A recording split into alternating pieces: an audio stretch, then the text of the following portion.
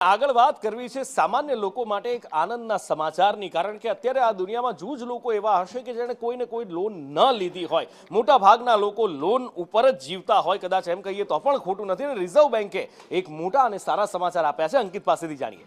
બિલકુલ ઉપર beyond the expectation હતું કે જ્યારે આરબીઆઈએ રેપો રેટમાં 0.50% એટલે કે 0.50 બેઝિસનો ઘટાડો કર્યો છે. અને ઓવરઓલ જો જોવા જઈએ તો એક વર્ષની અંદર માત્ર 6 મહિનાની અંદર ત્રીજી વખત આ ઘટાડો થયો છે, જેમાં ફેબ્રુઆરીમાં પણ 0.25 બેઝિસનો ઘટાડો કરવામાં આવ્યો હતો, એપ્રિલમાં પણ 0.25 બેઝિસનો ઘટાડો કરવામાં આવ્યો હતો. અને આ વખતે જ્યારે આજે આ નિર્ણય લેવામાં આવ્યો, સંજય મલ્હોત્રા જે આરબીઆઈના ગવર્નર છે તેમણે જ્યારે પ્રેસ કોન્ફરન્સ કરીને માહિતી આપી ત્યારે 0.50 બેઝિસનો ઘટાડો કરાયો છે. એટલે કે 6 મહિનાની અંદર 1% બેઝિસનો ઘટાડો કરવામાં આવ્યો છે, જેના કારણે જો 50 લાખની જો કોઈએ લોન લીધી હોય 30 વર્ષ માટે, તો ઓવરઓલ 2000 રૂપિયા મહિનાનો ફાયદો જે છે તે સામાન્ય વ્યક્તિઓનો થશે. ન માત્ર જે હોમ લોન હોય છે તેમાં ફાયદો થશે, પરંતુ ઓટો લોન એટલે કે ગાડીની લોન લીધી હોય તેમાં પણ ફાયદો થશે, પર્સનલ લોન લીધી હોય તેમાં પણ ફાયદો થશે.